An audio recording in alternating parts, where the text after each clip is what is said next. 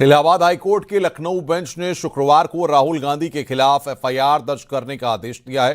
Court ने आदेश दिया कि एफआईआर दर्ज करके मामले को सीबीआई को ट्रांसफर किया जाए और सीबीआई इसकी जांच करेगी। कोर्ट ने आदेश कर्नाटक बीजेपी के कार्यकर्ता एस विघ्नेश शिशिर की याचिका पर दिया है। उन्होंने राहुल गांधी पर ब्रिटिश नागरिकता लेने का आरोप लगाया था। 28 जनवरी 2026 को एमपी एमएलए कोर्ट ने विघ्नेश शिशिर की याचिका को खारिज कर दिया था। हाईकोर्ट ने निचली अदालत के आदेश को खारिज करते हुए कहा कि मजिस्ट्रेट को लगाए गए आरोपों की सत्यता पर टिप्पणी करने की आवश्यकता नहीं थी। विघ्नेश शिशिर का दावा है कि उन्होंने कोर्ट के समक्ष ऐसे दस्तावेज और साक्ष्य पेश किए हैं जिनसे यह संकेत मिलता है कि राहुल गांधी यूनाइटेड किंगडम में मतदाता रहे हैं और वहां चुनाव में भागीदारी से जुड़े रिकॉर्ड मौजूद हैं।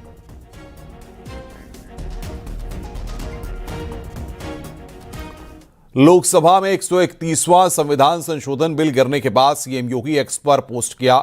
सीएम योगी ने लिखा है कि आज भारत के महान लोकतंत्र के इतिहास में एक काला अध्याय जुड़ गया है। विपक्ष द्वारा नारी शक्ति वंदन अधिनियम के लिए जरूरी संविधान संशोधन बिल को पारित न होने देना भारत माता के सम्मान पर आघात है, देश की समूची मातृशक्ति के साथ धोखा है, उनके लोकतांत्रिक अधिकार का हरण है। कांग्रेस के नेतृत्व वाले इंडी गठबंधन ने अपनी नारी विरोधी मानसिकता को दर्शाया है। देश की नारी शक्ति सब देख और समझ रही है, वहीं इस छल एवं अन्याय को याद रखेगी तथा समय आने पर इसका उत्तर भी देगी।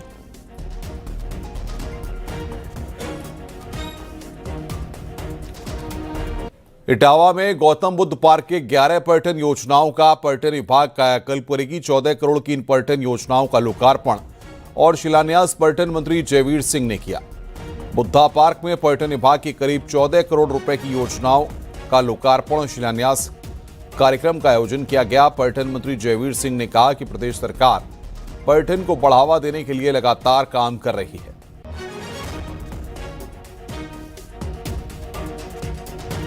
7 परियोजनाओं का शिलान्यास और 4 परियोजनाओं का लोकार्पण करने का कार्यक्रम हुआ है और जिन परियोजनाओं को आज हम लोगों ने शिलान्यास किया है उनके शासनादेश जारी हो चुके हैं। अब शीघ्र काम शुरू होगा। ये भी आज तय कर दिया गया है कि नवंबर के महीने तक हमारा प्रयास होगा कि परियोजनाओं को पूर्णता देने का काम करते हैं।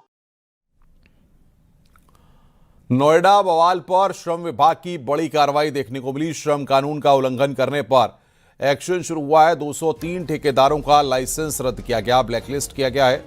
तोड़फोड़ में श्रमिकों के ठेकेदारों की भूमिका संदिग्ध है।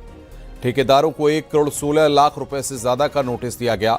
श्रमिकों को बकाया भुगतान के लिए 1.16 करोड़ का जुर्माना, संबंधित ठेकेदारों को भुगतान करने के लिए नोटिस जारी किया गया।